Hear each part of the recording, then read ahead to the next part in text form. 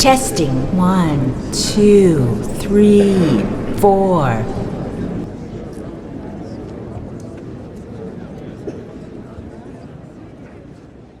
Greetings, my fellow sociopaths, liars, thieves, manipulators, dictators, and fellow legbeards.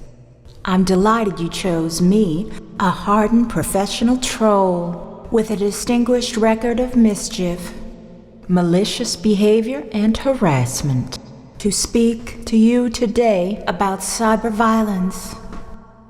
Last year, the media adopted me as a poster girl for internet harassment because, as you can see, I am a young, white, female posing as a damsel in distress.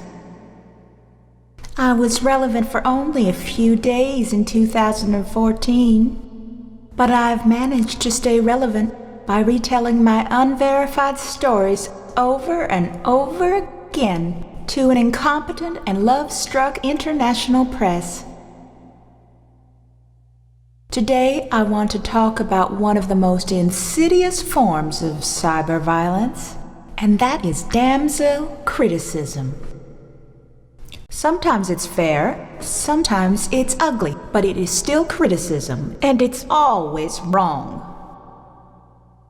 If I'm a liar and I suck at what I do, and someone says, "You're a liar and you suck at what you do," that's harassment. That's as real as being thrown off a tall building or being put through a wood chipper face first.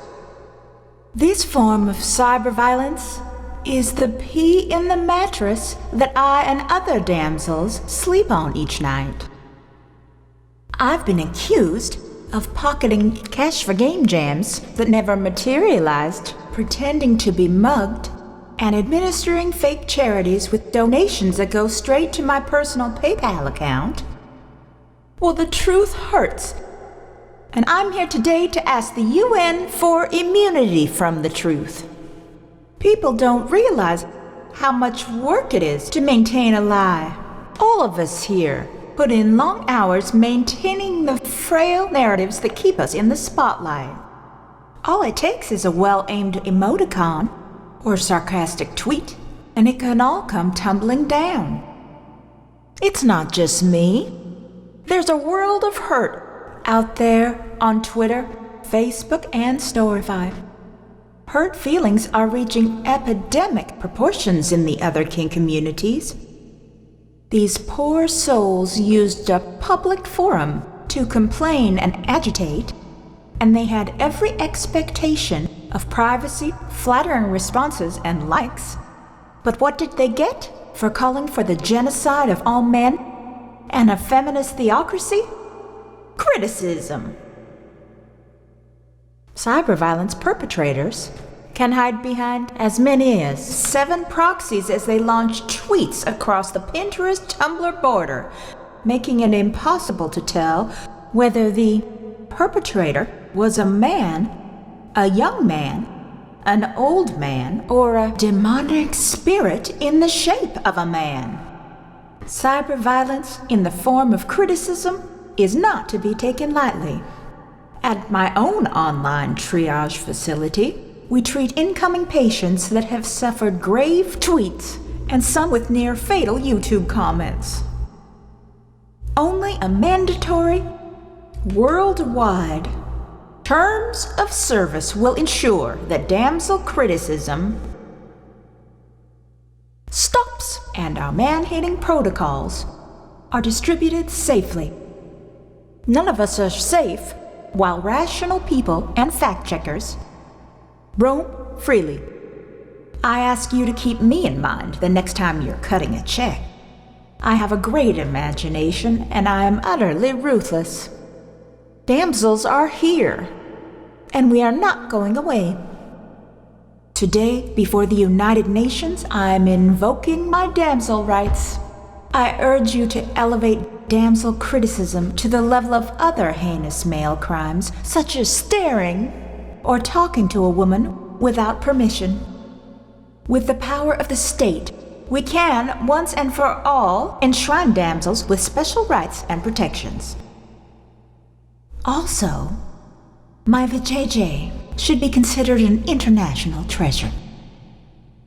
If people learn that internet problems are not uniquely female problems, then the entire damseling industry is at risk.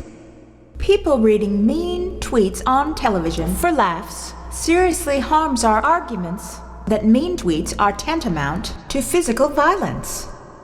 The censoring of late-night comedy shows is a solution I'm sure everyone here can get behind. Let the new gold standard be a double standard, where equality for women does not include any of the downsides of being equal to men. Let us stand united in our condemnation of online criticism and fact-checking, or as we shall say from now on, unwanted cyber touch. Not every generation gets a chance to make a mountain out of a molehill. This is our moment, a moment to take a non-issue and use it to take control of the internet. I'm one of the lucky ones. I found a nice wallet where I can hide. Other blue and pink-haired damsels aren't as lucky. Please keep them in your thoughts tonight before you search for trannies on PornTube. We third-wave feminists have made great strides using the tactics of the Saudis, the Taliban, and the Mutaween, and we hope to emulate their success in utterly dominating one gender at the expense of the other, all while consolidating our power and forbidding dissent. To all those young women out there listening, remember, my good friend Anita and I are not famous for what we've done or what we've said. We are famous only because people said mean things to us on the internet, and we seized that opportunity to publicize and capitalize on that meanness. So I say to young women, learn from Anita and I. Elect yourself champion of some manufactured outrage and condemn any criticism of your attention whoring as abuse. Never forget, everything is sexist, everything is racist, and everything is homophobic except Islam. I have to go now. I can't hold in my gut any longer. Once the Spanx goes, it's not pretty. Thank you. Please contribute directly to my personal PayPal account.